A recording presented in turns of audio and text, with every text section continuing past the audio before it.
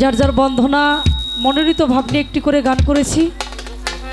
সকলেই নির্ধারিত করে একটি পালা দেওয়া হয়েছে। সে পালাটা হলো গুরুত্বপূর্ণ দুটি পালা। আমরা গান করে থাকি হাসর কিয়ামত নবুয়াত বেলা শরিয়াত মারফাত, যে পালাই করে থাকি না কেন সর্বশ্রেষ্ঠ একটি পালা সেটা হলো গুরু শিষ্য পালা। সব পালার মধ্যে যে কথা না হবে বাবা, গুরু শিষ্য পালার মধ্যে বোঝার মতো কথা, শেখার মতো। তাই বান্ধবরে, আজকে আমাকে দেওয়া হয়েছে শিষ্যের ভূমিকা। আমার দরদি, আমার দয়াল, আমার গুরু আরিফ সরকার, তাকে দেওয়া হয়েছে গুরুর ভূমিকা। তাই আমি বলবো আমার বান্ধবকে, দরদিরে, এই জগতের মধ্যে গুরুর যদি শিষ্যর প্রতি দয়া না থাকে, দোয়া না থাকে, সুদৃষ্টি না থাকে, ওই শিষ্যে গান গাওয়া তো দূরে থাক, মঞ্চে দাঁড়ানোর মতো ক্ষমতা রাখে না, যদি গুরুর কৃপা দৃষ্টি ওই শিষ্যের প্রতি না থাকে। তাই আমি দরদিরকে বলবো, বান্ধব, আমি যেই দুটি গান করি না কেন, আমার বান্ধবের যেন আমার প্রতি দোয়া থাকে, দয়া থাকে, তার যদি সুদৃষ্টি আমার প্রতি থাকে, তাহলে আমি গান গাইতে পারবো, দু একটি গান, দু একটি কথা। তাই আমি সেদিকে লক্ষ্য করে আমার দরদি তার প্রাপ্য একটি ভক্তি পাওয়া, তার আগে আমি তার কাছে একটি কথা, আমার গুরুর কাছে প্রশ্ন করা যায় না, শুধু জানার বিষয় থাকে।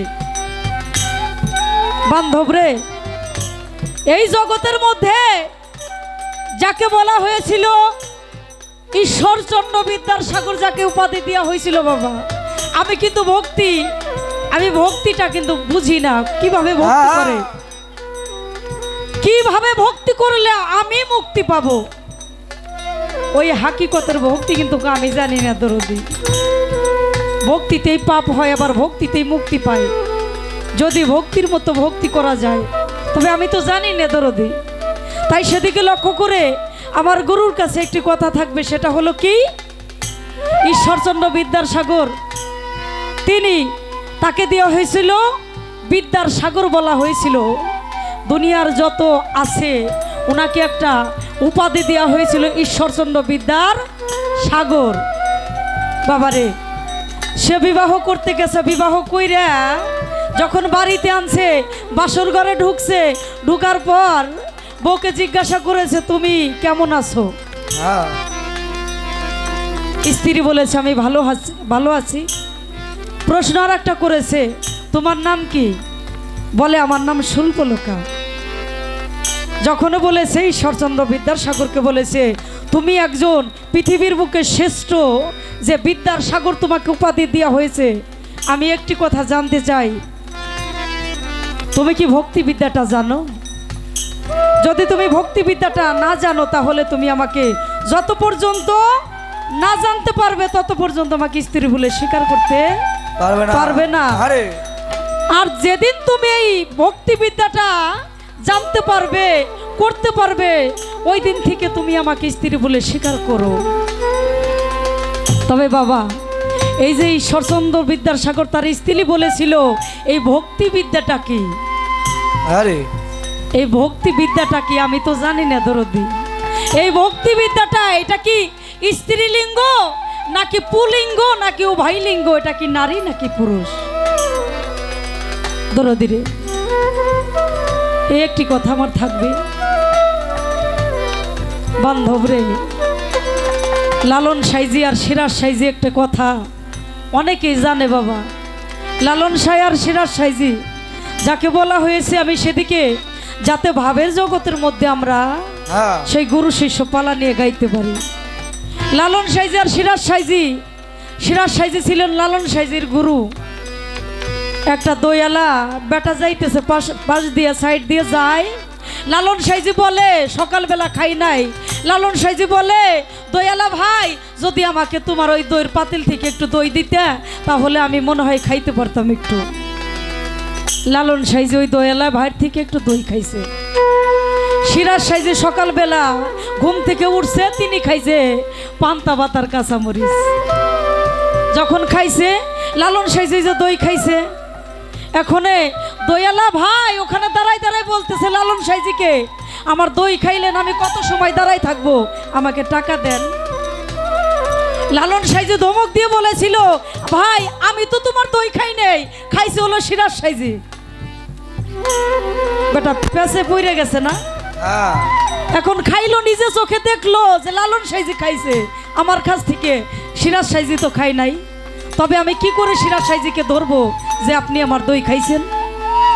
এখন ওই লোকটা দাঁড়াই আছে, হতভঙ্গ হয়ে গেছে যে সিরাজ সাইজি আমার কাছ থেকে তো দই খাই নাই। লালন সাইজি ধমক দিয়ে বলে, তুমি যাইয়া আমার কথা বলো যে তোমাকে লালন সাইজি পাঠাইছে, সিরাজ সাই তোমার দই খাইছে। দয়ালা ভাই আস্তে আস্তে যাইয়া সিরাজ সাইজির কাছে গিয়ে করজোরে দাঁড়াইয়া বলতেছে, আমাকে লালন সাইজি পাঠাইছে আপনার কাছে, আপনি আমার দই খাইছেন, আমাকে টাকা দেন। সিরাজ সাইজি বলে, তোমাকে তো আমি দেখি নাই এত সময়, আর তোমার দই কখন খাইলাম? আমি তো তোমার দই খাই না, তোমাকে আমি টাকা দেবো কিভাবে? লালন সাইজি পিছন থেকে এসে বলতেছে, কেন আপনি না দই খাইলেন, যদি দই আমি বের করতে পারি? সিরাজ সাইজি বলে, তাহলে একটা পরীক্ষা হয়ে যাক যে কে দই খাইলো। সিরাজ সাইজি লালন সাইজির গলার মধ্যে দুই আঙ্গুল ঢুকাই দিছে। ঢুকাই যখনই দিছে, গড় গড় করে বের হইছে কি? পান্তা ভাতার কাঁচামরিচ, যা সিরাজ সাইজি খাইছে। যখন লালন সাইজির সিরাজ সাইজির গলার মধ্যে দুই আঙ্গুল ঢুকাই দিছে, তখন বের হইছে কি বাবা? দই বের হইছে, যা খাইছে তার শিষ্যে লালন সাইজি। দয়ালা ভাই ওই দৃশ্য না দেখে এক দৌড়তেছে।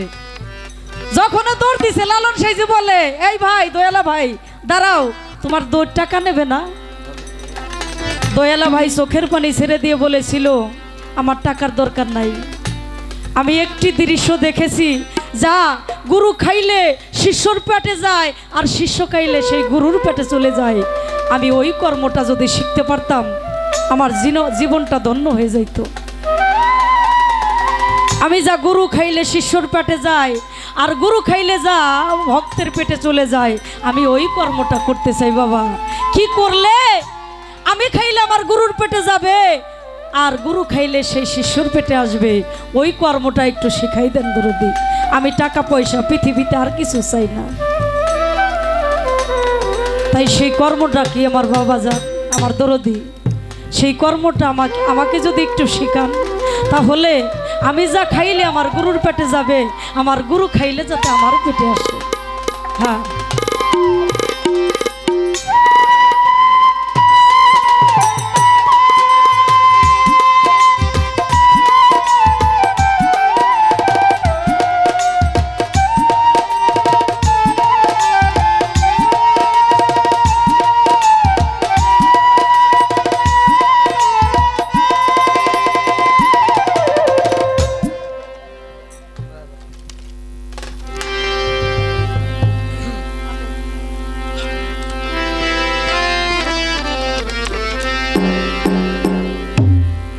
हर तरीकार चारटी काबा कौन कौन जान दाने रय बाबा कौन कौन खा दाने रय कौन तरीकार कौन काले मा कौन तरीकार कौन काले मा बोलो दयाल तार विषय चार तरीकार चारटी काबा चार तरीकार चारटी काबा बोलो कौन कौन खान दाने रय बोलो कौन कौन खान दाने रय कौन तरीकार कौन काले मा कौन तरीकार कौन काले मा बोलो दयाल तार विषय चार तरीकार चारटी काबा ओ रे चार तरीकार चारटी काबा कौन कौन खान दाने रय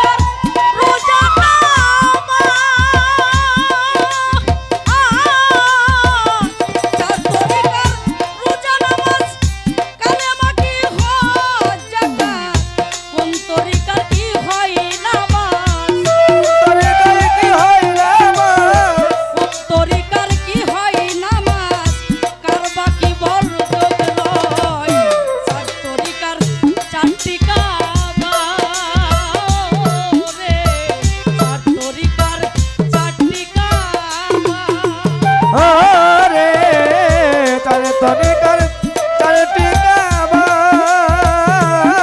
রে তারে তরিকার চারটি কাবা সিফাত বরজক সহি হবে ইজবাতে বরজক দাঁড়াবে সিফাত বরজক সহি হবে সিফাত বরজক সহি হবে ইজবাতে বরজক দাঁড়াবে তুমি তখন কোথায় রবে তুমি তখন কোথায় রবে তুমি তখন কোথায় রবে আমি দাঁড়াই কোন জায়গায় চার তরিকার চারটি কাবা ও রে চার তরিকার চারটি কাবা বলো কোন খানদানে রয় কোন তরিকার কোন কালেমা কোন তরিকার কোন কালেমা বলো দয়াল তার বিষয় চার তরিকার চারটি কাবা রে তারে তরিকার চারটি কাবা জানি তরিকার কারবার আত্মদত হই নাই আমার না জানি তরিকার কারবার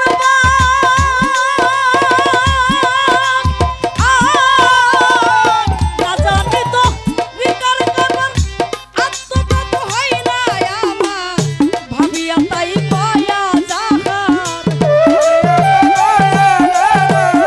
ভাবিয়া তাই কয়া যাহার আমার হবে কি উপায় চার তরিকার চার কাবা রে চার তরিকার চারটি কাবা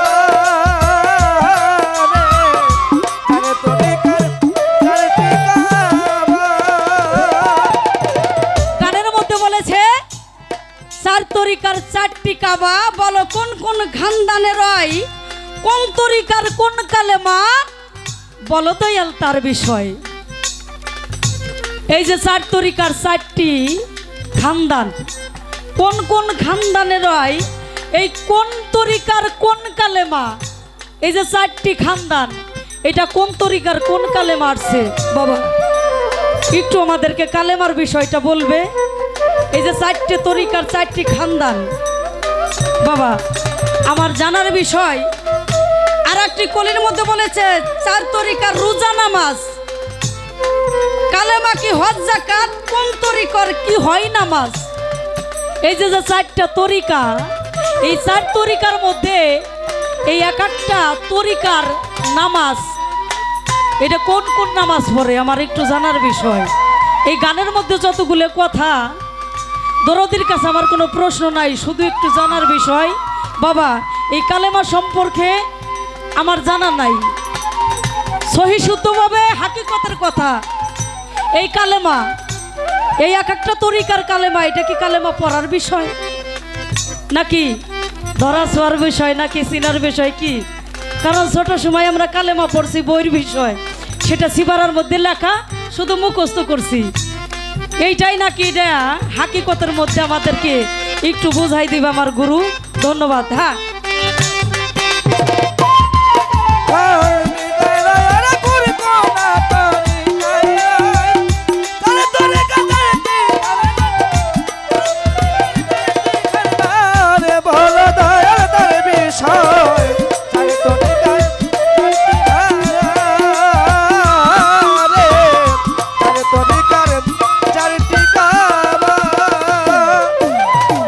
না জানি তরিকার কারবার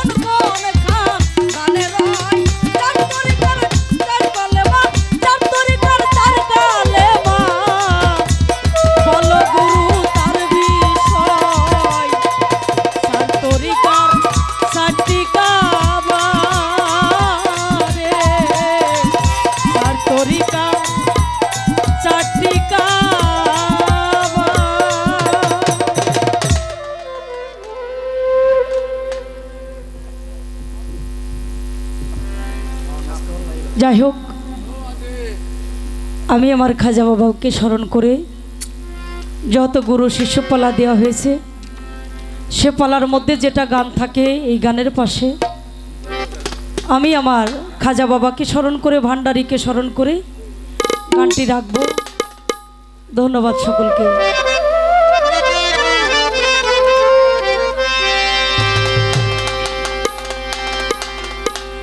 ওরা শত দুঃখের দুঃখীরে আমি খাজা বাবা সুখ চাই না তোর দরবারে,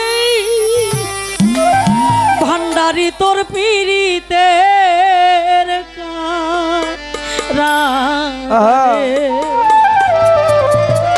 আমারে নিরাগবে গো,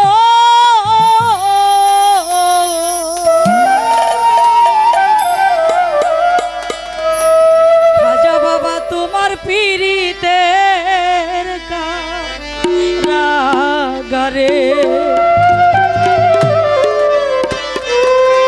শত দুঃখের দুঃখী আমি, শত দুঃখের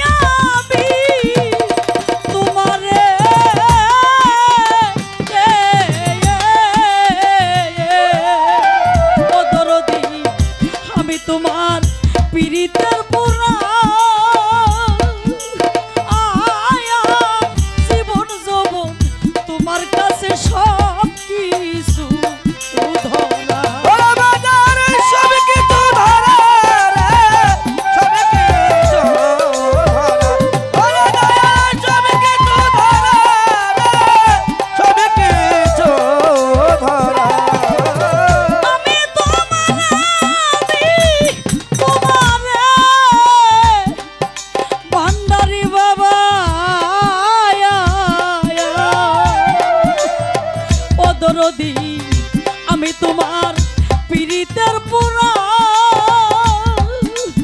আয়া জীবন যৌবন তোমার কাছে সব কিছু উধরা সবে কিছু ধরা রে, সবে কিছু ধরা। ওরে দয়াল, সবে কিছু ধরা রে, সবে কিছু ধরা। প্রাণ বাঁচে না তোমায় ছাড়া বাজে না তোমায় ছাড়া। প্রাণ বাঁচে না রে।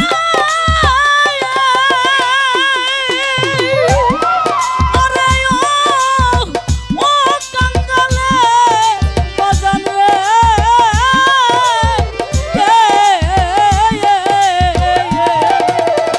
প্রাণ বাঁচে না তোমায় ছাড়া সদাই ধরে দুই আঁখি দরদ রে তোর পীড়িতের কারাগারে আমারে নিরাগবে গো খাজা বাবার পীড়িতের কারাগারে ওরে শত দুঃখে দুঃখী আমি, শত দুঃখে দুঃখী আমি।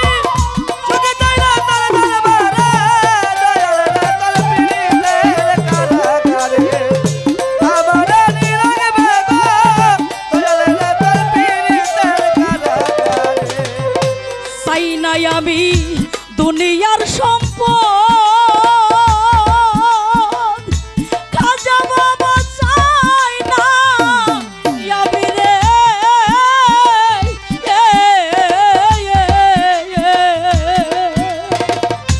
ওরে বাজান চাই নাই আমি দুনিয়ার সম্পদ ও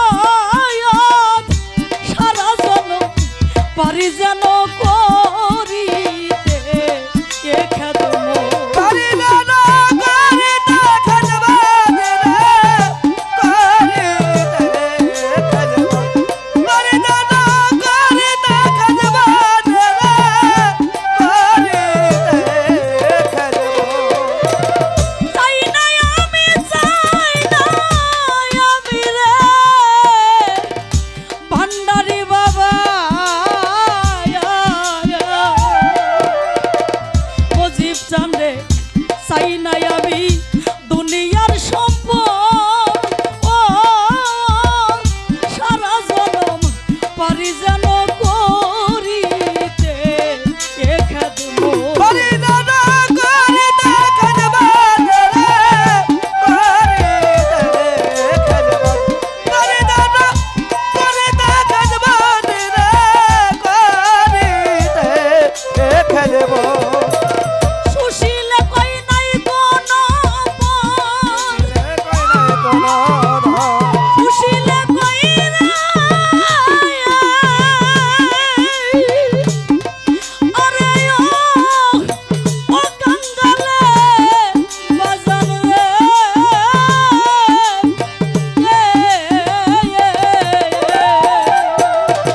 সুশীলে কই নাই কোনো পর খাই দিও চরণ তলে দরদ রে তোর পীড়িতের কারাগারে আমারে নিরাগবে গো বাজান রে তোর পীড়িতের কারাগারে আমারে নিরাগবে গো, দয়াল রে তোর পীড়িতের কারাগারে। আমারে নিরাগবে গো, দয়াল রে তোর পীড়িতের কারাগারে। শত দুঃখের দুঃখী আমি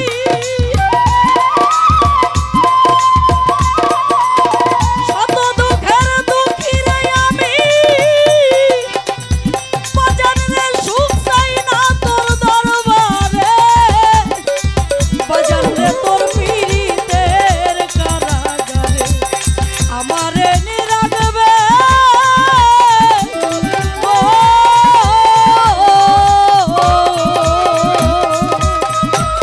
খাজা বাবা ভান্ডারি তোর পীড়িতের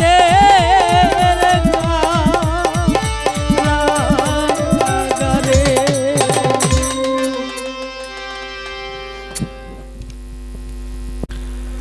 উভয় শিল্পীর বন্দনা পর্ব শেষ। দরবারের পক্ষ হতে অতি সুন্দর দুটি ধারা আমাদের মাঝে দিয়েছেন গুরু এবং ভক্ত। কিন্তু আজকে বুঝলাম না কিছু, আমার জীবনে তো এরকম হয় না। ময়দান ফাঁকা।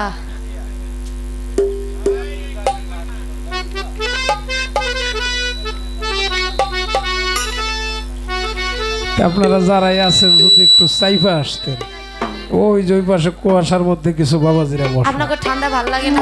এসে বসেন। আরে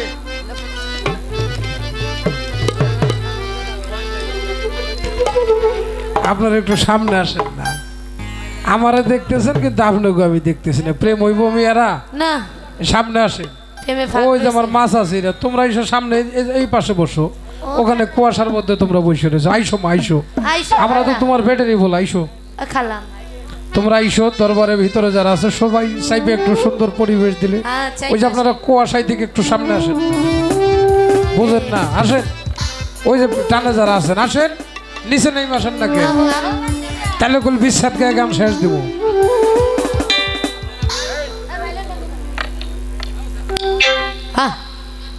গুরু শিষ্য ভাবের পাল্লা পেয়ে আমার প্রতিপক্ষ বন্ধু যিনি নার্গিস পারভিন, তিনি অতি শাস্ত্রজ্ঞানী। আহারে, তার শাস্ত্রের অভাব নাই। ধন্য বাবার পূর্ণ বেটি, তারে ধন্যবাদ জানাই। গুরু পক্ষে আমি আরিফ সরকার, আমাকে রাখা হয়েছে। আমি দোয়া চাই, দয়া চাই, চরণ ধুলি চাই। যতক্ষণ গান করব যেন দুটি ধর্ম কথা আপনাদের মাঝে রাখতে পারি, দুটি আহলে বয়াত পাক পাঞ্জাতন সম্বন্ধে আলাপ আলোচনা করতে পারি, পীর মুর্শিদের সম্বন্ধে আলাপ আলোচনা করতে পারি। বাবা, যে গান শুনে মরণ কথা স্মরণ হয়, যে গান শুনলে মা বাবার প্রতি প্রেম জাগৃত হয় সন্তানের, যে গান শুনলে পীরের প্রতি ভক্তের প্রেম জাগৃত হয়, ভক্তের প্রতি পীরের প্রেম জাগৃত হয়, যে গান শুনলে আল্লাহ রাসূলের কথা মনে হয়, সেই গান কি কখনো হারাম হয়? না বাবা। কিন্তু যে গান শুনলে দেহের কাম সত্তা জাগৃত হয়, ঈমান নষ্ট হয়ে যায়, সে গান শোনা অবশ্যই অবশ্যই হারাম। সেটা কি বাজে কথা, বাজে গান যেটাকে বলা হয়। অর্থাৎ মঞ্চে খারাইছে তার কি কাপড় চোপড়ের ডক, কি তার নাচার ডক, কি তার গাওয়ার সাইজ, এগুলা বাউল গান না। বাউল গান যেখানে সেখানে ধর্ম কথা হয়। আজকে আমার যিনি ভক্ত, আমাকে ভক্তি দিয়ে কিছু নজরানা স্বরূপ তার আদবতার জন্য তাকে আমি ধন্যবাদ জানাই। কারণ গুরু শিষ্য পালাটাই কারণেই দেওয়া হয় আমাদের শিল্পীদের কাছ থেকে যেন কিছু শিষ্যরাও শিখে গুরু ভক্ত কি, কিভাবে ভক্তি দিলে আমি মুক্তি পাবো। দয়াল ঈশ্বরচন্দ্র বিদ্যাসাগর, যাকে বলা হয়েছে বিদ্যাসাগর, সে যখন বিয়ে করলো তার স্ত্রী তাকে জিজ্ঞাসা করলেন ভক্তি বিদ্যাটা কি, যদি বলতে পারেন তাহলে আপনি ঈশ্বরচন্দ্র বিদ্যাসাগর, এটা আমি মানব। আমি বলার জন্য সাধ্য অনুসারে চেষ্টা করব।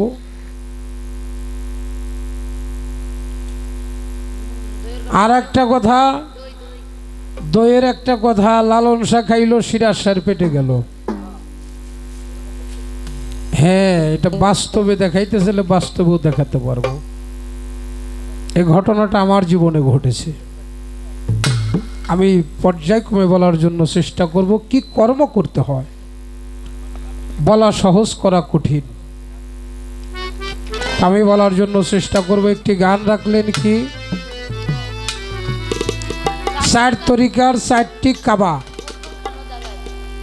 হ্যাঁ, কোন কোন খানদায় হয়, কোন তরিকার কোন কালেমা, বলো দয়াল তাহার বিষয়। কালেমা কয়টা বাবা? আপনারা একটু হাহু কইন। হ্যাঁ, 5টা। আর 4 কালেমা, আরে 4 তরিকায় 4 কালেমা। এখন আমি যে তরিকা, আমি তো জীবনে অনেক তরিকতের মানুষের সাথে মিশছি। যার কাছে যাই কালেমা তো একটাই পাই, কালেমা তো অনেকটি পাই না, যে এক এক তরিকা দেখ একটা কালেমা। হ্যাঁ, আমি যেদিন আমার গুরুর হাতে হাত দিয়েছি, আমার দয়াল বলল, আরিফ সরকার তুমি অজু করে আসো। খুব খেয়াল করে কথাটা শুনবেন। অজু করে আসলাম, বলল যেভাবে নামাজে বসো সেভাবে আমার সামনে বসো। সেভাবে দয়ালের সামনে বসলাম, দয়াল আগে তার হাতটা বাড়াই দিল, আমি দয়ালের হাতে হাত দিলাম, সে আর একটা হাত দিয়ে আমার এই হাতটাকে ধরলো, আমি আর একটা হাত দিলাম, অর্থাৎ গুরুর দুইটা হাত আমার দুইটা হাত একত্রিত হইল। এবার দয়াল বলল তুমি পাঠ করো লা ইলাহা ইল্লাল্লাহু মুহাম্মদ রাসূলুল্লাহ সাল্লাল্লাহু আলাইহি ওয়াসাল্লাম। আহা, এর মধ্যে আর একটা কথা যোগ হয়, এটা যার যার, যেমন কালেমার নকশাটা কি। আচ্ছা, বিএনপির মার্কা কি? ধানের শীষ, আওয়ামী লীগের মার্কা, নৌকা, তারপরে যেই জামাত ইসলামের মার্কা, দাড়িপাল্লা, তারপরে জাতীয় পার্টির মার্কা, লাঙ্গল, বঙ্গবীর কাদের সিদ্দিকীর মার্কা, গামছা, তারপরে যে আমাদের চরমুনাইয়ের মার্কা হাত পাখা। পাখা, এই মার্কাগুলো দেখলে আমরা মনে করি যে এই এই দলে এই মার্কাটা। আচ্ছা, আমার আল্লাহর মার্কা কি? মানুষ। এই মেয়েটা বেশি কথা কয়, ও বয়স হয়ে গেছে তো, ও খাড়ায় গায়ে ভালো কম করে না। তো দোয়া করে দিলাম আগামীতে যেন এই জায়গায় বয়তে আসা বড় আহ, নাকি কোন আপনারা। ওরও দুইটা গান আমরা লাস্টে শুনবো, অনেক ভালো পালা গান করে। তাহলে আল্লাহর মার্কা কি? মানুষ। মানুষ। কালেমার মার্কা কি? কালেমার মার্কাও মানুষ। লা ইলাহা, কেউ নাই মাবুদ আল্লাহ ব্যতীত, মুহাম্মদ রাসূলুল্লাহ তার প্রেরিত পুরুষ। পুরুষ। এটা আমাদের কালেমা, অর্থাৎ আমরা হুজুর পাক সাল্লাল্লাহু আলাইহি ওয়াসাল্লাম তার উম্মত যারা, আমাদের কালেমা কালেমা তৈয়ব। হ্যাঁ হ্যাঁ হ্যাঁ, আদম নবীর যারা উম্মত ছিল তাদের কালেমাটা ছিল কি? লা ইলাহা ইল্লাল্লাহু আদম সফিউল্লাহ। মুসা নবীর ভক্ত যারা উম্মত যারা তাদের ছিল কি? লা ইলাহা ইল্লাল্লাহু মুসা করিমুল্লাহ। এরকম প্রত্যেকটা নবীর সাথে কালেমাটা যোগ্য, অর্থাৎ লা ইলাহা ইল্লাল্লাহ, নাই কোনো মাবুদ আল্লাহ ব্যতীত। যখন যে নবীকে পাঠাইছে ওই নবীর উপরে কালেমা বর্ষিত হয়েছে। সুবহানাল্লাহ, সুবহানাল্লাহ। তাই এখানে দাঁড়াই আমার একটা গান আপনাদের মাঝে, আমার বাবা যান বাউল সম্রাট আব্দুর রশিদ সরকার, তার একটা কালাম আপনাদের মাঝে।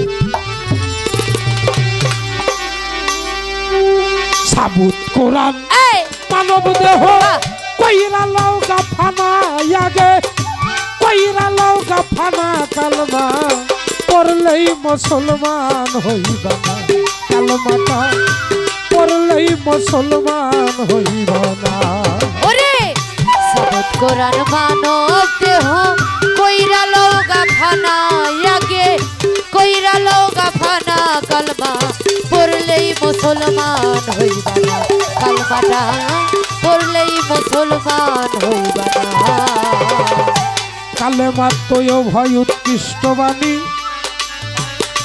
তার চাইতেও বেশি শাহাদত হয় সাক্ষ্য বাণী। মিথ্যা কইলে দোষীরে মিথ্যা কইলে দোষী, মিথ্যা কইলে দোষীরে মিথ্যা কইলে দোষী। তৈয় ভয় উৎকৃষ্ট বাণী, এই, তার চাইতেও বেশি শাহাদত হয় সাক্ষ্য বাণী। মিথ্যা কইলে দোষীরে মিথ্যা কইলে দোষী, মিথ্যা কইলে দোষীরে মিথ্যা কইলে দোষী। তৈয়ব কালেমা চাই না দেখো মাওলার নিশানা। ওরে মাওলা জিরনি সানা, ভোলা এই, এই, মন এই, বলে আমার, আহা। তৈয়ব কালেমা পইরা দেখো মাওলার নিশানা। ওরে মাওলা রনি সানা,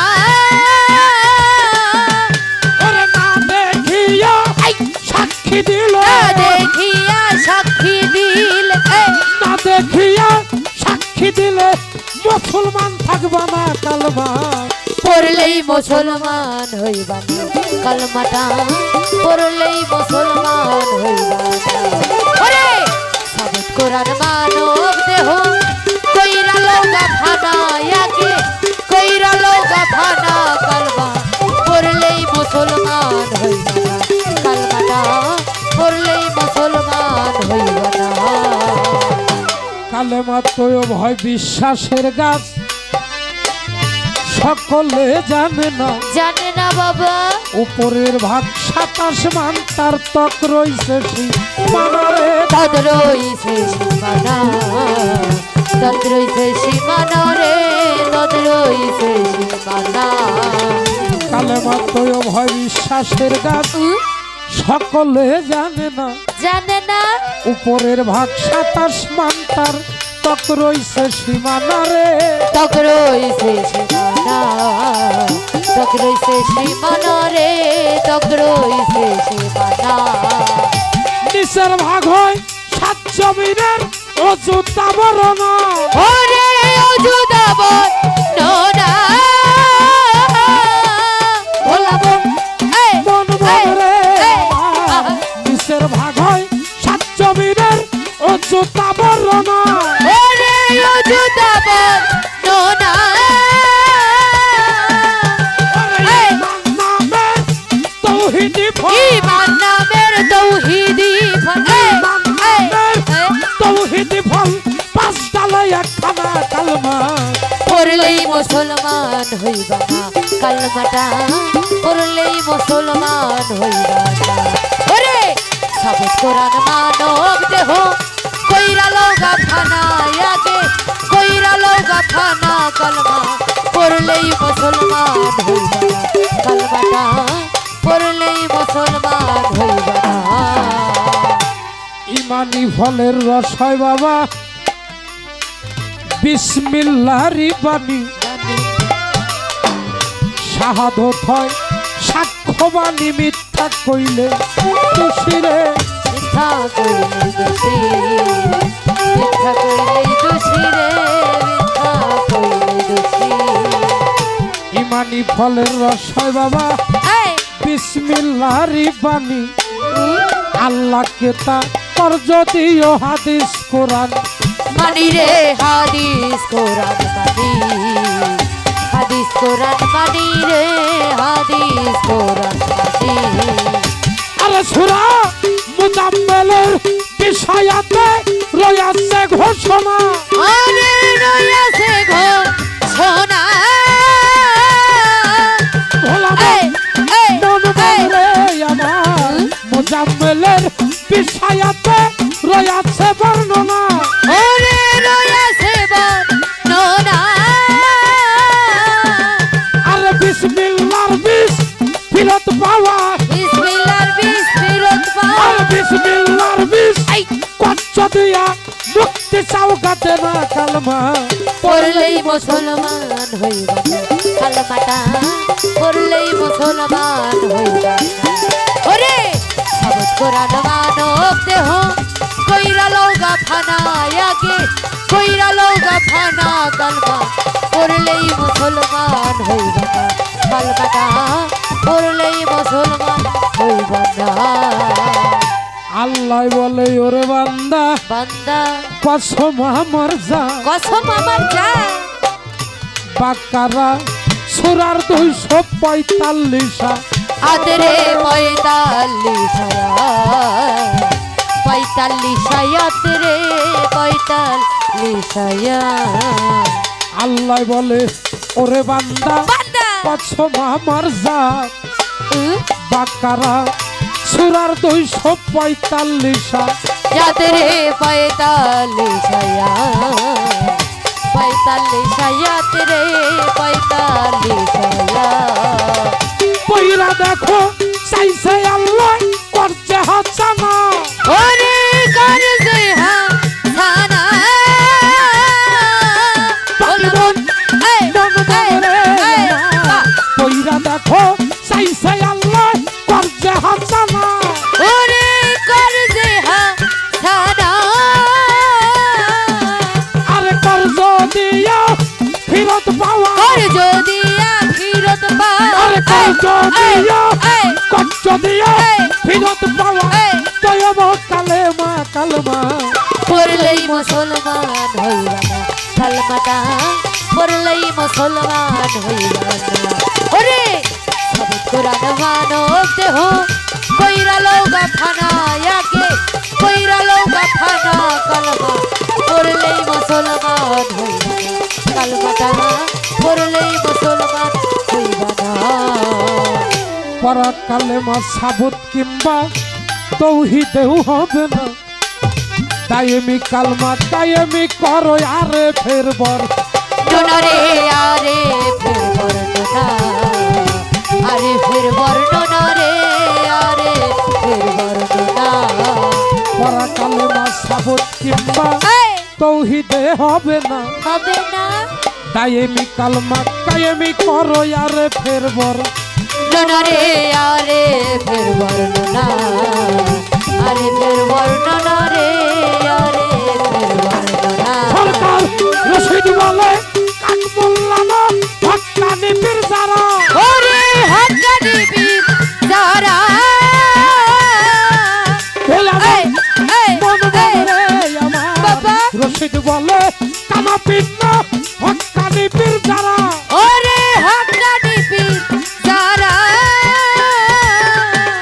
ওরে তাহার কাছে যাই না নৌকা তাহার কাছে যাই না লোক তাহার কাছে যাই না নৌকা কালেমার ভেদবে না কালেমা পড়লেই মুসলমান মুসলমান হইবা না কালমাটা করলেই মুসলমান হইবা না ওরে সাবুত কোরআন মানব দেহ কইরা লৌগা ফানা আগে কইরা লৌগা ফানা আমার গানটা কি বোঝা গেছে বাজানরা হ্যাঁ কাবা কয়টা কাবা হলো দুইটা একটা খলিল কাবা বাজারে গেলে মনে হয় বেচতে প্রবেশ করলাম এসে হ্যাঁ এত সুন্দর বাবা রে বাবা এগুলো কি টাকা পয়সা থাকলেই হয় কি কন টাকা পয়সা থাকলে মাজার হয় নাকি বিল্ডিং হয় বড় বড় গাড়ি হয় বড় বড় ব্যাংক ব্যালেন্স হয় বড় বড় কিন্তু অলি আল্লাহদের ব্যাংক ব্যালেন্স থাকে না সৃষ্টির মধ্যে বাবা আল্লাহ তো সবাইরই সৃষ্টি করছে একটা খায় আর একটা বাঁচে পোকামাকড় খাইতেছে কারা মাছি মাছে খাইতেছে হাঁস মুরগিতে খাইতেছে ঘাস খাইতেছে গরু ছাগল আমরা মানুষের পশু খাইতেছি না আবার আমরা মরে যাইতেছি আমাকে আবার ওই ডায়াফিফ্রাই বিশ্ব সেল্লাই খাইতেছে একজনকে খাই আর একজন বাঁচে সৃষ্টির কোনো সৃষ্টির ব্যাংক ব্যালেন্স নাই একমাত্র এই মানুষের ব্যাংক ব্যালেন্স নাই হ্যাঁ এবার আমার আল্লাহ যখন ভিতরে গেল রুহু ভুৎকার করা হইল রুহুকে আল্লাহ জিজ্ঞাসা করলো রুহু তোমার কি অবস্থা তুমি বের হইবা না রুহু কয় মালিক আমার আপনার সৃষ্টি করার পর থেকে এ পর্যন্ত আমি এত সুন্দর জায়গা আমার জীবনে পাই নাই যে আদমের ভিতর আমি পাইছি আমার আল্লাহ কয় আমি যতক্ষণ আছি ততক্ষণ তুমি থাকতে পারবা আমি যখন থাকবো না তুমিও আর থাকতে পারবা না সব নামাজে সেজদা আছে জানাজার নামাজে কি সেজদা আছে বাবা সেজদা নাই হ্যাঁ জানাজার নামাজে সেজদা নাই বিদায়ের সময় কোন কালেমা পড়ে কালেমা শাহাদাত পাঠ করতে করতে করতে করতে কাঁধে করে নিয়ে যায় এ জায়গা কি ভিন্ন কোনো কালেমা দেয় না মুসলমান সবাই একই কালেমা দেয় যাবার বেলায় সঙ্গের সাথে যেই কালেমা যাবে আর যাবার বেলায় যে সুরতটা যাবে সে সুরতটা নিজের হাতে মাইর ধৈর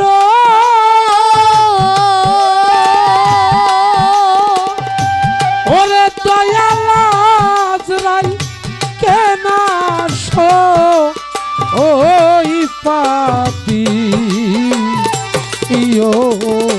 ওরে দয়াল নিজের হাতে মাইর ধৈর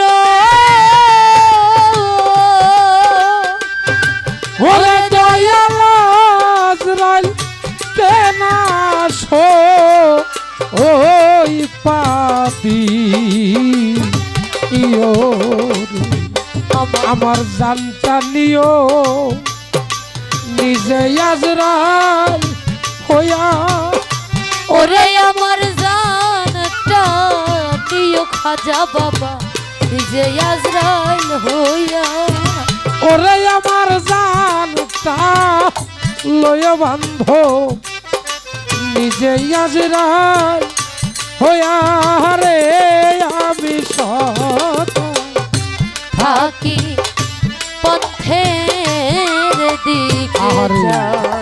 ও বাজান এই কথাটা কার? একজন ভক্তের, তাই না? নিজের হাতে মাইরো ধইর আজরাইল রে না সইবা দিও দয়াল, আমার জানটা নিও তুমি নিজে আজরাইল হইয়া। বাজানের হাতে কালেমা বইরা মুরিদ হইছিলাম, এবার বাজান আমারে কবুল করে নিল, আস্তাক ফিরুল্লাহ পাঠ করাইলো, কত তোবা করাইলো। আমার জীবনের জানা গুণা অজানা গুণা ছবিরা গুণা কবিরা গুণা সমস্ত গুণা দয়াল বলল আজ হতে তোমাকে একজন বাদে মুক্ত দেহ আমি দিয়ে দিলাম। সুবহানাল্লাহ। তোমার জীবনে যত পাপ করেছো সমস্ত পাপের ভার বোঝা আমি মুর্শিদ আজকে থেকে নিয়ে গেলাম, তোমার হিসাব নিকাশের দায়িত্ব আমার। কিন্তু আজকের পরে তুমি নতুন করে কোনো অপরাধ করতে পারবা না। যদি নতুন করে কোনো পাপ করো মুরিদ হওয়ার পরে, তাইলে আমি তোমার রক্ষা করতে পারো না। অনেকে কয় মা বাবা থাকতে কিসের মুরিদ হবো? মা বাবা যে কি বস্তু মুরিদ হলে বোঝা যায়। সন্তানদের লেখাপড়া কইরা টাকা পয়সা খরচ করে এমন বড় বানাই ফেলাইছেন, এমন বাপ মায়ের পরিচয় দিতে লজ্জা করে। আছে না এরকম? হ্যাঁ, আমার জীবন আমি দেখছি পীর ধরা মানুষ যারা বিপদে বই রইলেও বাপ মায়ের বাদ দেয়, বিপদে বইরা হইলেও দেয়, না হইলেও তার একজন পাশের বাড়িতে যায়, ওই শালা তুই না পীর ধরছাস, তোর পীরে কি তাই শিক্ষা দিছে রে? ছেলে সন্তান মানুষ করার একটা জায়গা, সেটা গুরু দরবার। যে সময়টা মোবাইল নিয়ে কাটাইবো, বন্ধু বান্ধবের সাথে কাটাইবো, সে সময়টা আপনার সাথে সময় কাটান। ছেলে মেয়ের সাথে বন্ধুত্ব করে নেই। ছেলে যদি বাবার বন্ধু হয়, বাবা ছেলের বন্ধু হয়। এই যে গান শুন বেড়াইছেন, আর এক বন্ধুরে তালাশ না করে নিজের ছেলেটারে হাত ধরে নিয়ে আসলাম, কি না খারাপ লাগে বাজানরা? নিজের ছেলে আনলেন, রাত ভরে তত্ত্ব কথা শুনলেন, এক পর্যায়ে 2 ফোঁটা চোখের পানি ফেলাইয়া মাইসের তো জড়াই ধরবেন। নিজের পোলার একদিন ধরে দেখলে কত শান্তি লাগে। জড়াজড়ি করে কান্নাকাটি কইরা ওই যে রাত বেশি হয়ে গেছে, বাড়ি যাবেন কার সাথে? 2 বাপ বেটা তো আছে, কথাই কথাই চলে গেলেন ধর্ম কথা বলতে বলতে। ওই সন্তান কখনো খারাপ হইব? ওই সন্তান মা বাবার অবাধ্য হবে? আমি আর একটা গান আপনাদের মাঝে রাখি। গুরু কে গো পিণ্ড জেনে, গুরু কে গো, গুরু কে গো পিণ্ড জেনে করতে হয় আত্মসমর্পণ। করবি যদি গুরু ভজন আগে করো বিশ্বাস স্থাপন। করবি যদি গুরু ভজন। গুরুকে গো বিদ্য জেনে, গুরুকে তোমার গুরুকে গো, গুরুকে গো বিদ্য জেনে করতে হয় আত্মসমর্পণ। করবি যদি গুরু ভজন আগে করো বিশ্বাস স্থাপন। করবি যদি গুরু ভজন। আত্মশক্তি বিসর্জন দিয়ে যেজন গুরু হয় অধীর। গুরুময় ব্রহ্মাণ্ড দেখে বর্জকে আইনলে কিন রে, বর্জকে আইনলে কিন রে, বর্জকে আইনলে কিন। আত্মশক্তি বিসর্জন দিয়ে গুরুর প্রতি হয় অধীর।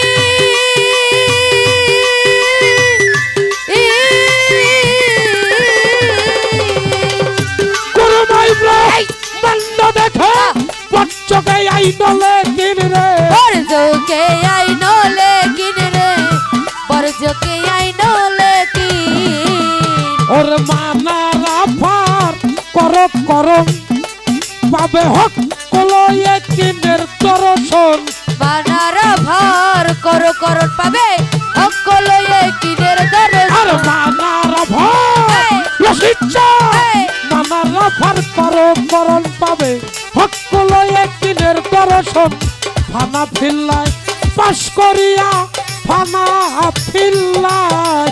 ফানা ফিল্লায় পাশ করিয়া বাঁকা পিল্লাই করো গমন করবি যদি গুরু ভজন আগে করো বিশ্বাস স্থাপন করবি যদি গুরু ভজন গুরুকে গো বিন্দ জেনে গুরুকে তোমার গুরুকে গো বিন্দ জেনে করতে হয় আত্মসমর্পণ করবি যদি গুরু ভজন আগে করো বিশ্বাস স্থাপন করবি যদি গুরু ভজন বিশ্বাসেতে বস্তু মিলে তর্কে কি তাই পাওয়া যায়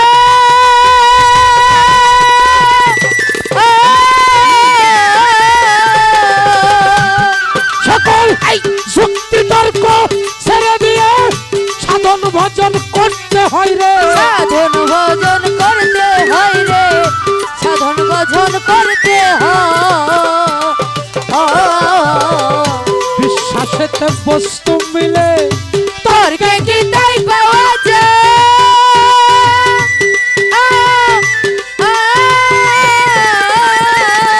সকল যুক্তি তর্ক ছেড়ে দিয়ে সাধন ভজন করতে হয় রে সাধন ভজন করতে হয় রে সাধন ভজন করতে হইলে তার মনের মতন সাধনা হইবে পুরো হইলে তার মনেরই মতন সাধনা হইবে পুরো হইলে তার মনের মতন সাধনা হইবে পুরো তুমি তাহার হইয়া গেলে তুমি তাহার হইয়া গেলে সে তোমার হইবে তখন করবি যদি গুরু ভজন আগে করো বিশ্বাস স্থাপন করবি যদি গুরু ভজন গুরুকে গো বিন্দ জেনে গুরুকে তোমার গুরুকে গো বিন্দ জেনে করতে হয় আত্মসমর্পণ করবি যদি গুরু ভজন আগে করো বিশ্বাস স্থাপন করবি যদি গুরু ভজন আর যেমন চুম্বকেরই আকর্ষণে লোহাটা চুম্বক বানা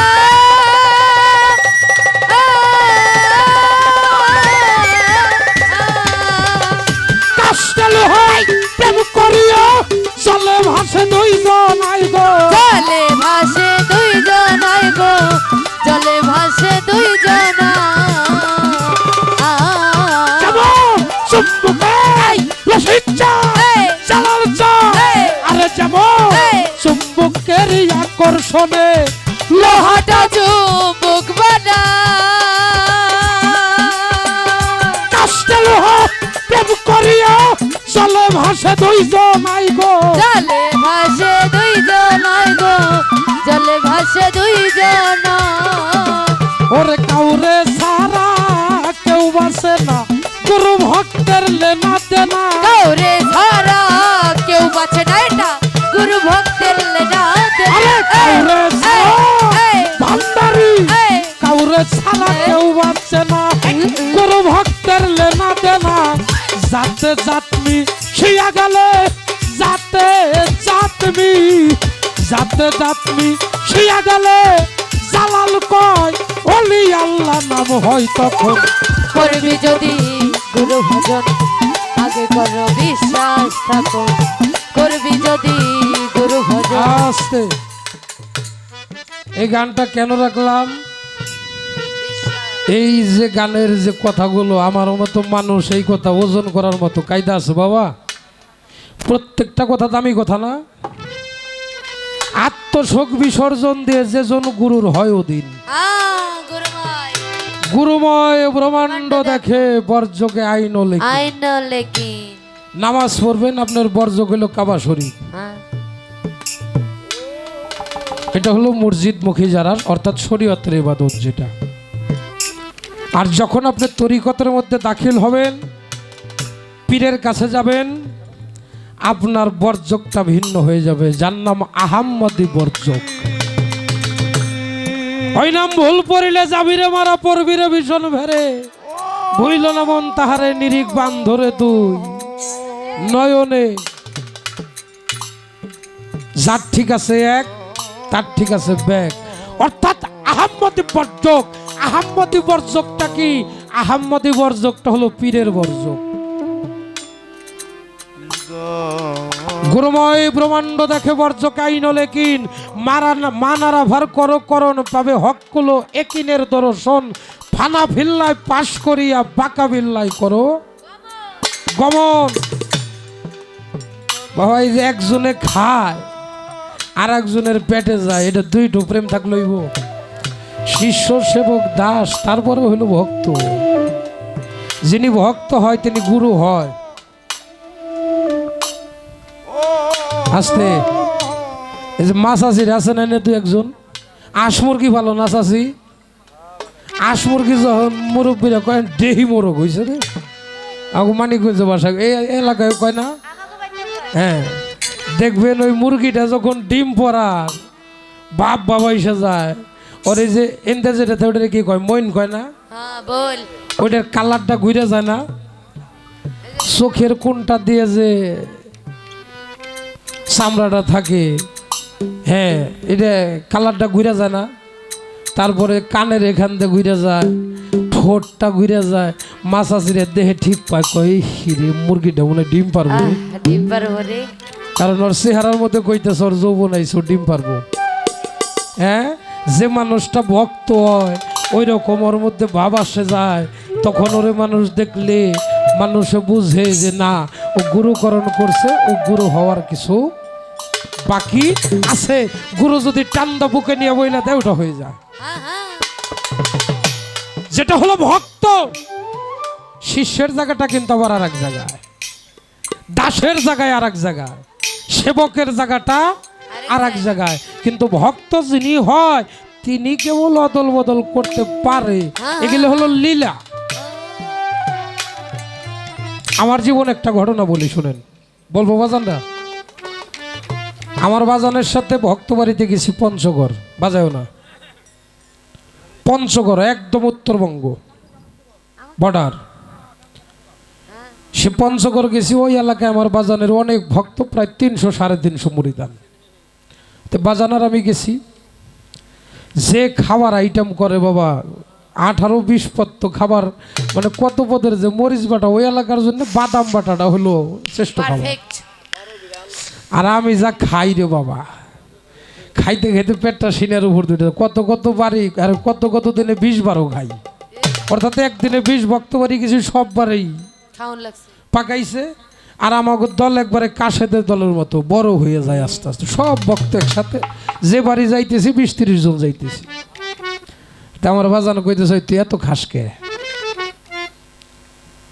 আমাকে বাজান খুব স্বাদ লাগে, তাই পাল্লা আজকে খাইস রাত্রে। ও খাওয়ানি তো খাইতে বসছি, আমার আর বাজানটা দুইজনটা দিছে খাটের উপরে, বাজান ডাইনে আমি বামে, মোটামুটি 50 জন মানুষ ওই ঘরের মধ্যে দিয়ে দুইজনটা ভক্তি দিয়ে সেবা দিছে। বাজান আবার ওই মুখে দেওয়ার আগে ওনার অন্তকটা আমার প্লেটে দিল, কয় বাবা খাও। 2 বার মুখে দিলাম, দেওয়ার পরে আমার আর একটা জলিল কাবা। খলিল কাবা কোনটা? ডাইনে ব্যস্ত, বামে দোজক, পিছে মালিকুল মাউত, পুলসের উপর পুলের উপরে দাঁড়াইয়ে আল্লাহ আকবার, হে আল্লাহ আমি তোমারে দেখি নাই, আমি বেল গাইবে কিনে বিশ্বাস করলাম, অর্থাৎ না দেখে বিশ্বাস করলাম আল্লাহ তুমি আসো। কাবা ঘর জীবনে আমি দেখি নাই, ছবিতে দেখছি। আমি মনে মনে কাবা শরীফ সামনে এনে বিশ্বাস করে আমি মুসলমান, আমি নামাজ আদায় করলাম, কিন্তু যে কাবাকে আমি নামাজের মধ্যে সামনে আনলাম, এই কাবাকে আমি কখনো দেখি না। আমি বেলগাইবিকে নিয়ে আমি বিশ্বাস করে ইবাদতটা করলাম। যেই কাবা ঘরটা নির্মাণ করছে কে? ইব্রাহিম খলিলুল্লাহ। এই ইব্রাহিম খলিলুল্লাহ যখন কাবা ঘরটা নির্মাণ করলেন, ওই কাবা ঘরে মূর্তি পূজা হতো। ওই কাবা ঘরে ছিল শুধু মূর্তি, ওই কাবা ঘরে মূর্তি পূজা হইতো। মূর্তি পূজা কি মুসলমানরা করতো? হ্যাঁ, ইসলামের পতাকা উড়াইল কে? আমার রাসূল দুনিয়ায় আসলো, রাসূল কিন্তু কাবা ঘরে জন্ম নেয় নাই। রাসূল রাসূলের জায়গা, কিন্তু কাবা ঘরে জন্ম নিল কে? শেরে আলী, শেরে খোদা, যার নাম মৌলা আলী করিমুল্লাহ অজহু। তার মায়ের নাম ছিল ফাতেমা বিনতে আসাদ। সবাই বইলা যায়, মায়ের গর্ভে যখন সন্তান আসে, কত মায়েরা কত জায়গায় মানত করে ভাই। একটা বেটা দে রে মাওলা, একটা বেটা দে, কামাই খাইবার স্বাদ নাই, মরলে মাটি দিব কে? একটা বেটা দে রে মালিক আমারে, একটা বেটা দে, কামাই খাইবার স্বাদ নাই, মরলে মাটি দিব কে? নিদান কালে বড় সুখ যদি কারো, যোগ্য একটা বেটা থাকে পাশে, মা বাবার লাশটা কাঁধে করে নিয়ে যাবে ওই না শ্মশান ঘাটে। মা ফাতেমা বিনতে আসাদ কাবা ঘরের দিকে তোয়াফ করার জন্য যাইতেছে। যখন কাছাকাছি চলে গেছে, এমন সময় মায়ের প্রসব বেদনা, খারাপ লাগে বাজানরা, মায়ের প্রসব বেদনা উঠে যায়। মা হামা করে দিয়ে পড়ে গেছে, মালিকের কাছে ফরিয়াদ করে, মালিক রে, এই খোলামেলা জায়গার মধ্যে যদি আমার সন্তান প্রসব হয়, আমার ইজ্জত লোকে দেখবে, আমি কেমন করে লজ্জা সহ্য করি। মালিকের ডাকে আমার ফাতেমা বিনতে আসাদ, মাওলা আলীর জননী মায়, কি করিব মালিক মাওলাই আমার এই উপায় বলে দাও। আমার মায়ে সারে চোখের পানি, মায়ে ঝারে চোখের পানি, কি করিব কাদের গনি, মায়ে সারে চোখের পানি। ওরে কি করিব কাদের গনি, মায়ে ঝারে চোখের পানি। কে যেন পিছন দিকে দিকে বলে, মাগো মা,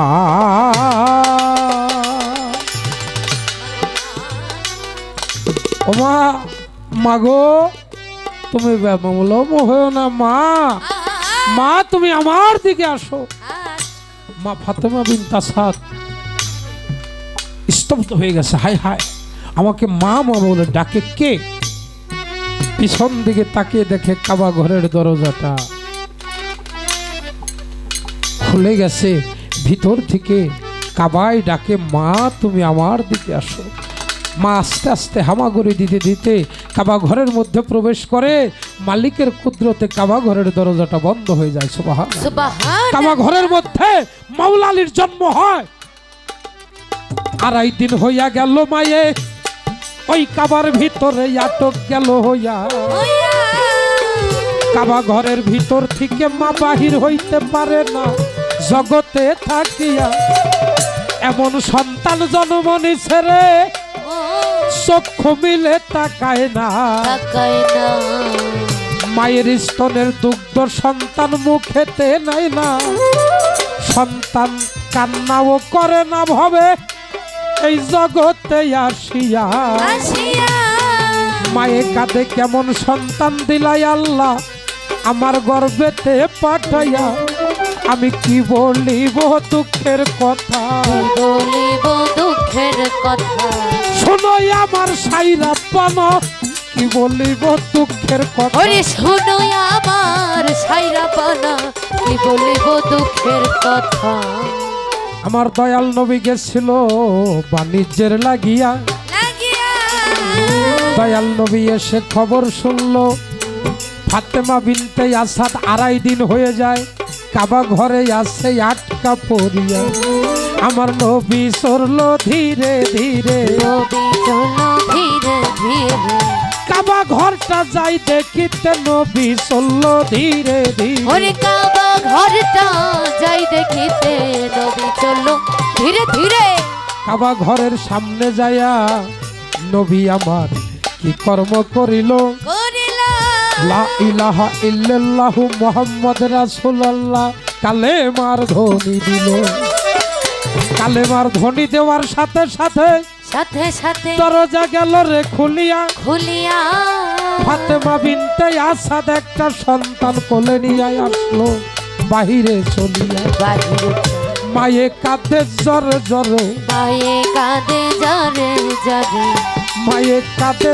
জ্বরে জ্বরে মায়ে কাঁদে যারে যারে কেমন সন্তান দিল আল্লাহ আমারে মায়ে কাঁদে জ্বরে আল্লাহ কেমন সন্তান দিলাই আমারে মায়ে কাঁদে যারে যারে মায়ের কান্দন দেখে আমার নবী কয় আমার দাদু ভাইকে দাও নাই আমার কোলেতে বসিয়া বসিয়া আমি দেখব তারে 2 নয়ন ভরিয়া হরিয়া আলীকে কোলে নিয়ে আমার রাসূল কি কর্ম করিল করিল আলীর দিকে এই নুরানি চক্ষু দ্বারা আলীর দিকে তাকাইল সুবহানাল্লাহ এবার আলী মিটি মিটি করে তাকাইয়া আমার নবীজিরে দেখে দেখে আমার নবীজির জিব্বা মোবারক বাহির কইরা দিল হযরত আলীর মুখে আলী এবার সুষে সুষে নবীর লালা মোবারক খায়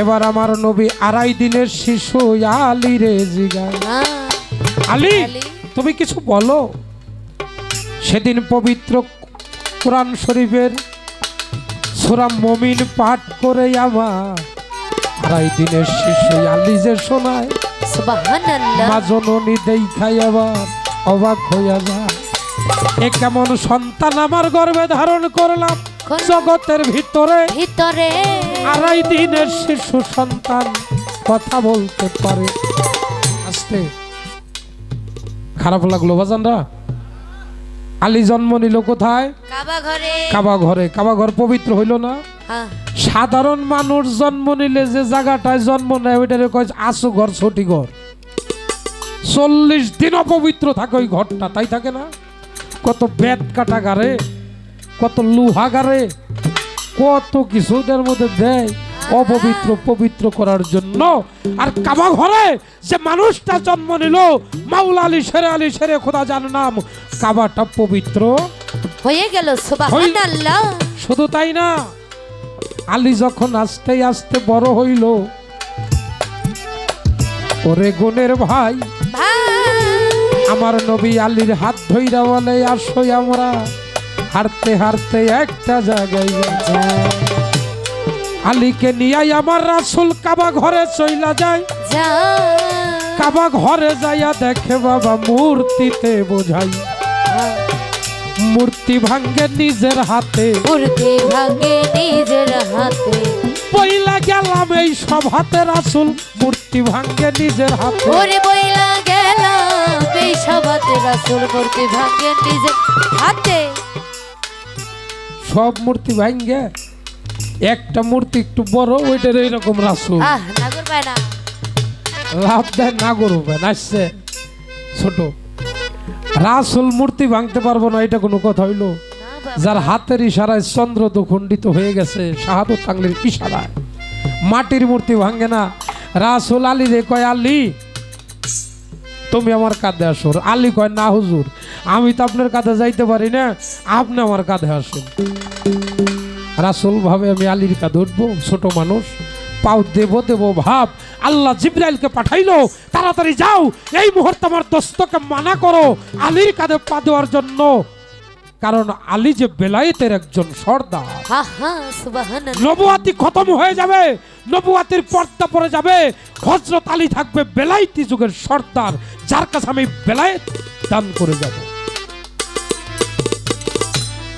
এবার ফেরেশতা এসে বলে আমার নবীর কানে কানে, কানে নবী এবার বিনায়া বিনায়া কয় হযরত আলীর কাছে, আলী উঠোই আমার কাঁধে, আলী উঠো আমার কাঁধে, পয়লা দিলাম এই সভাতে, আলী আসই আমার কাঁধে। ওরে বইলা দিলাম এই সভাতে, আলী আসই আমার কাঁধে।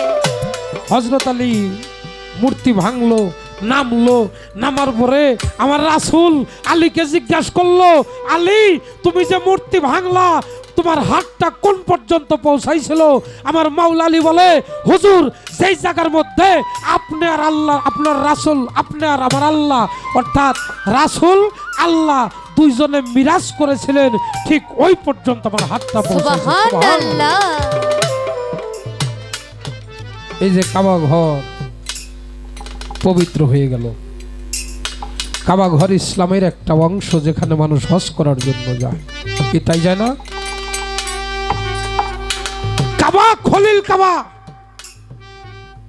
কেন খলিল কাবায় আমরা যাই আমি বলার চেষ্টা করলাম। এটা মুসলমানের আনুষ্ঠানিক যে বিষয়টা, অর্থাৎ আমাদের একটা স্মরণ সভা, যেটাকে আমরা এই কাবা শরীফকে আমরা সামনে নিয়ে ইবাদত করি, সেখানে আমরা হজ করার জন্য যাই, রাসূলের জিয়ারত, রওজা জিয়ারত করার জন্য মদিনায় যাই। হ্যাঁ, মদিনা মানওয়ারা। আর একটা কাবাই আছে বাবা জগতের ভিতরে, ভিতরে যেই কাবাটায় আমার আল্লাহ নিজে বসত করে। বসত করে। আল কালবু বাইতুল্লাহ, কালবু হলো কাবা ঘর, যেই কাবাটা আমার আল্লাহ নিজে বানাইছে বাবা। কথা মনে হয় বেশি হয়ে যাইতেছে না? যেই কাবাটা আল্লাহ নিজে বানাইছে, নিজে বানাইলো কেমনে? ফেরেশতাদের ডেকে ডেকে আমার আল্লাহ কয়, আমি আমার প্রতিনিধি করব এই না এই ধরায়। অনেক জায়গার মাটি আইনা ফেরেশতারা আদমের দেহ গড়ে, করে ফেরেশতারা টিপা টিপা যে জায়গায় যা লাগে দিল আমায় দুনিয়ার ভিতরে। মাথা তো বানাইতে পারে না, মাথা তো বানাইতে পারে না। কত চেষ্টা করে ফেরেশতা, মাথা তো বানাইতে পারে না। ওরে কত চেষ্টা করে ফেরেশতা, মাথা তো বানাইতে পারে না। অনেক চেষ্টা করেও তারা মাথা এই চেহারা বানাইতে পারে না। আহ, আমার আল্লাহ বলে, সব যদি তোমাদের দিয়ে দেই ফেরেশতা, আমি করব কোনটা? হ্যাঁ, একটা গিলাপ দিল, নোকাবের গিলাপ, হ্যাঁ, আল্লাহ ফেরেশতাদের হাতে হাতে এই নোকাবের গিলাপ দিয়া আদমের দেহটা রাখো না তুমি ঢেকে। 40,000 বৎসর বাবা ঢেকে রেখেছিল। ছিল। হঠাৎ করে একদিন আল্লাহ কি কর্ম করিল, আনা খাচ্ছিল আদম খাচ্ছিল, আনা সুরত আদামা সুরত, সুরতে ছিরাত ছিরাতে সুরত, ধমা ধমা ধম আহাদের দম আদম। আমার নিজ সুরতে আদম আমি করেছি গঠন। গঠন আল্লাহ বলে, আমার চেহারা দিয়া এই আদমের চেহারায় আমি করেছি সৃজন। এই জন্যে সাধকরা বলে, যত কল্লা তত আল্লাহ। আল্লাহ। মুরব্বীরা কয়, ওই সব জায়গায় মারিস, এই গালে কিন্তু মারিস না, হ্যাঁ, চেহারায় মারিস না। কয় কে? কয় চেহারাটা যে আমার আল্লাহর চেহারা, এই চেহারাটা যে আমার আল্লাহর চেহারা, আরে আল্লাহ নিজের হাতে বানাইছে, তাই তো এত সুন্দর। আমরা আল্লাহ নিজের হাতে নিজের সুরত দিয়ে বানাইছে। এবার বানাইয়া আদমের মূর্তি দাঁড়াইয়া আছে, নরেও না সরেও না কিছু বলেও না সংসারে। ফেরেশতারা কয়, ও গো আল্লাহ, আল্লাহ আপনার দেই কয়া কইয়া কিবা জিনিস বানাইলাম, এ তো কিছুই কয় না, থাকে যে দাঁড়াইয়া, কিছুই কয় না, খালি দাঁড়াই থাকে। আমার আল্লাহ আদমের ভিতরে রুহ ফুৎকার করলেন, ওরে গুণের ভাই, ডাইনি স্তনের আড়াই আংলি নিচে রুহ ডাইন স্তনের আড়াই আঙুলি নিচে রুহ ফুৎকার করা হইল, কিন্তু রুহ ভিতরে যাইয়াই সাথে সাথে চলে আসলো। আল্লাহ বলে তুমি চলে আসলা কেন? বলে আল্লাহ এর ভিতরে আর থাকা যায় না, এর ভিতরে যে অন্ধকারে ভরা।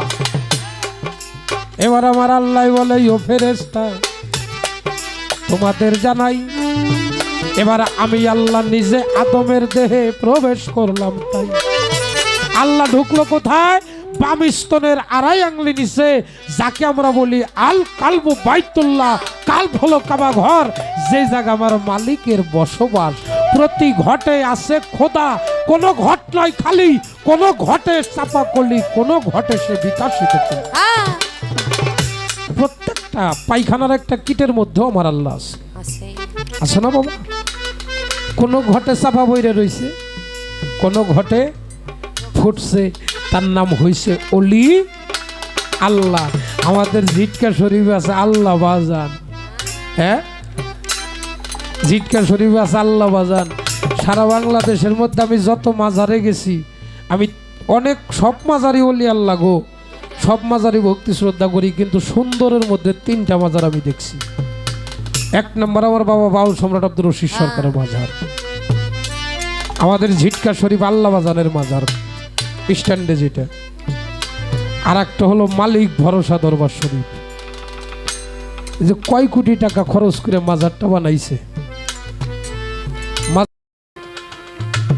মনে হয় পেটটা খালি বইরে ওঠে। আমার বাজান 7 প্লেট ভাত খাইলো, 1 প্লেট 1.5 প্লেট ভাত আমি ওনার জীবনে খাইতে দেখি নাই। কয়টা খাইয়ে মুখে দিয়ে দিয়ে দেয়। 7 প্লেট ভাত খাইছে, কয় আরও খাম না। আমার পেটটা হয়েছে খোসা দিছে, আমার পেটটা মনে হয় শিনের উপর 2টা গেছে। আমার বাজানের পেটে হাত দিছে, পেটটা টেল টেল করতেছে। আমি ভক্তিতে পড়ে গেলাম, বাজান তুমি এটা কি করলা? আমার বাজান খালি একটা কথা বললো যে দয়াল তো সবাই নিয়ে খেলায় না রে, যে দয়ালের হয়ে যায় তারে নিয়ে এই দয়াল খেলায়। সাথে সাথে একটা অন্যরকম একটা বিষয় ঘরের মধ্যে হয়ে গেল। আমি কথাটা কখনো মঞ্চে বলি নাই, আজ পর্যন্ত কোনো জায়গায় বলি নাই। ফার্স্ট ঘরের মধ্যে যারা বাবার কাছে মুরিদ ছিল না, তারাও আমার বাবার কাছে মুরিদ হয়ে গেল, ইসলাম গ্রহণ করলো, কালেমা পড়লো। তা আমি বাজানকে জিজ্ঞাসা করলাম, ভক্তি দে বাজান এটা কেমনে সম্ভব হইল? বললো গুরু ভক্ত যখন অদল বদল হয়, দেহটাও অদল বদল হওয়ার বাকি থাকে না। যেমন চুম্বকেরই আকর্ষণে লোহাটা চুম্বক বানায়, কাষ্ঠে লোহা প্রেম করিয়া জলে ভাসে 2 জনায়। শুধু লোহা ও কি জলে ভাসবে? কাষ্ঠের সাথে যখন জাতে জাত মিশে গেছে, কাষ্ঠে লোহায় প্রেম হয়ে গেছে, ও কাষ্ঠের ভরে ও জলে ভাসে। আমি ভক্ত, আমি শিষ্য, আমার কোনো কায়দা নাই। আমি আরিফ সরকার সারা বাংলাদেশ গান গায়ে নাম করলাম, আমার কোনো নাম নাই। যদি আমার গুরু নামটা ছাড়া আমি গান গাই, আমার গান কেউ শুনবে না। আমি যে নামের ভিখারি হয়ে দেশ বিদেশ ঘুরি, ওই নামটা যেন আমার সদা সর্বক্ষণ ভিতরে থাকে। সব জায়গায় টাউট বাটপাড়ি করা যাইব, কিন্তু গুরুর সাথে কোনো টাউট বাটপাড়ি চলবে না। গুরুর সাথে এমন প্রেম হইতে হবে, কাউরে ছাড়া কেউ বাঁচে না। গুরু ভক্তের লেনা দেনা, নিজের স্ত্রীর চাইতে যে স্ত্রীর সাথে যে প্রেমটা, এর চাইতে তার বড় প্রেম নাই বাবা। মা বাপরেও সন্তানে ভালাই দেয়, সন্তানেও বাপ মা ভালাই দেয়, কিন্তু স্ত্রী এমন একটা বিষয়, যার নাম সহধর্মিনী। ওরে বাপের বাড়ি থেকে নিয়ে আসছে লাল শাড়ি পরাইয়ে, সাদা শাড়ি পরানোর আগ পর্যন্ত কি নাম হয় বাবা? হ্যাঁ, যত কষ্ট হোক অসুখ হোক। আমার এক বন্ধু আছে নাপিতের কাম করে, ওই যে কলতা বাজারে, একসাথে লেখাপড়া করছি।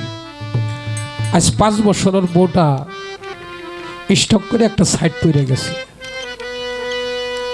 2টা সন্তান ছোট ছোট, ও শিলের কাজ করে, শেষটাইতে ওইটা রান্না করে, 2টা সন্তান স্কুলে পাঠায়, নিজে খাওয়া দাওয়া করে বোরে কটা খাওয়ায়, গাও গোসল দেওয়াইয়া তারপরে দোকানে এসে কাজ করে। আমি কই বন্ধু তুমি একটা বিয়ে করতে পারো না, তোমার তো অনেক কষ্ট হয়। কয় আমি যখন রাত্রিবেলায় বাড়িতে যাই, আমার স্ত্রী আমার গলা ধরে কাঁদে, কথা বলতে পারে না, শুধু হাউ মাউ করে, এতটুকু বোঝা যায়। আমি ওর সামনে আর একটা নারী আইন আমি ঘরে রাখুম, এটা আমার পক্ষে সম্ভব না, কারণ ও তো আমার কোনোদিন কষ্ট দেয় না। এই স্ত্রী লাগে যৌবনে আর লাগে বৃদ্ধা বয়সে। যৌবনে লাগে যৌবনের জ্বালা মিটানোর জন্য, বৃদ্ধকালে লাগে একটু জোগাল করার জন্য। কাম কইরা আইসা বাজান, একটু বাতাস দিল, একটু পানি গরম করলো, একটু গোসল করাই দিল, একটু হাত পাও টিপে দিল, এই যে জোগাল করলো, আর কি চাও? অনেক কথা কয়ে ফেলাইছি বাজান ভাই, আমি আর কোনো কথা বলতে চাই না। করবি যদি গুরু ভজন, গুরুকে গো বিদ্যা যেটা গুরুকে, তোমার গুরুকে আর একটা আছে ভক্তিবিদ্যা, যার নাম অষ্টাঙ্গের ভক্তি। সর্বভক্তির মূল গুড়া হলো অষ্টাঙ্গের ভক্তি। যে ভক্ত অষ্টাঙ্গের ভক্তি দিতে না জানে ও গুরু ভক্তের পর্যায়ে পৌঁছাইতে পারবে না। ভক্তিবিদ্যা অর্থাৎ অষ্টাঙ্গের ভক্তি যিনি দিতে না জানে সে কখনো গুরুবিদ্যা বুঝতে পারবে না। কারণ এত বড় একটা কথা ঈশ্বরচন্দ্র বিদ্যাসাগরকে জিজ্ঞাসা করছে তার স্ত্রী, সে কি কম জ্ঞানী হইলে জিজ্ঞাসা করছে? বাবা, সে আর একটা ঈশ্বরচন্দ্র, সে আর একটা ঈশ্বরচন্দ্র, তাই তো তাকে এই প্রশ্নটা করেছে। আর সে ভক্তিটাই হলো অষ্টাঙ্গের ভক্তি। অষ্টাঙ্গের ভক্তি যে দিতে না জানে সে কখনো ভক্তিবিদ্যা সম্বন্ধে বুঝতে পারবেন না। অষ্টাঙ্গের ভক্তি দেয় কেমনে? এমন ভাবে দিতে হবে একটা অঙ্গও যেন মাটির সাথে মিশা বাকি না থাকে, অর্থাৎ একদম শুয়ে বৃদ্ধাঙ্গুলির উপরে ভর করে দয়ালকে উপর হয়ে ভক্তি দিতে হবে, যেন প্রত্যেকটা অঙ্গ মাটির সাথে মিশ্রিত হয়ে যায়। এই ভক্তিটার কথাটাও, দেওয়ার কথাটাও ভিন্ন, তার নাম হলো গুরুবিদ্যা, তার নাম হলো ভক্তিবিদ্যা। আর যে নিবে তার নেওয়ার ভাবটাও ভিন্ন। ভক্তি আমি দিলাম, যদি নিতে না জানে তাহলে তারও ক্ষতি হবে। আমি দিলাম, আমি দেওয়ার মন্ত্র না জানি, আমার দেওয়াটাও আমার জন্য অপরাধী হয়ে যাবে। গুরুকে গো বিদ্যা যেটা গুরুকে, তোমার গুরুকে গো, গুরুকে গো বিদ্যা যেটা করতে হয় আত্মসমর্পণ। করবি যদি গুরু ভজন, আগে করো বিশ্বাস স্থাপন। করবি যদি গুরু ভজন। আরে যেমন চুম্বকেরই আকর্ষণে লোহাটা চুম্বক বাজে,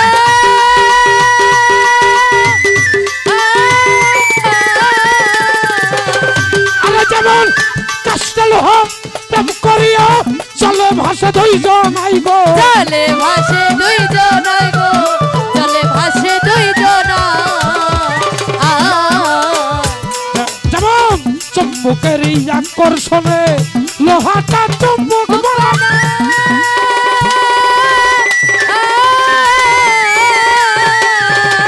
আরে যেমন আই কাষ্টা লোহা প্রেম করিয়া চলে ভাসে দুইজন আই গো, চলে ভাসে দুইজন আই গো, চলে ভাসে দুইজন। ওরে কাউরে সারা কেউ বাঁচে না, গুরু ভক্তের লেনা দেনা। ওরে কাউরে ছাড়া কেউ বাঁচে না, গুরু ভক্তের লেনা দেনা। আরে কাউরে, আরে কাউরে, আরে কাউরে ছাড়া কেউ বাঁচে না, গুরু ভক্তের লেনা দেনা। যাতে যাত্রী শুয়া গেলে, যাতে যাত্রী, যাতে যাত্রী শুয়া গেলে জালাল কয় বলি আল্লাহর নাম হয় তখন। করবি যদি গুরু ভজন, আগে করো বিশ্বাস স্থাপন।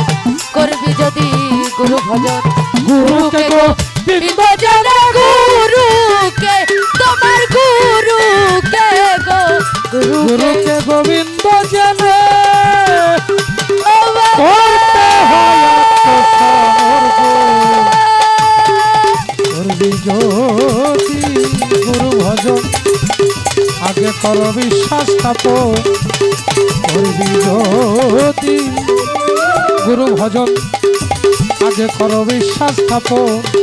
করবি যদি গুরু ভজ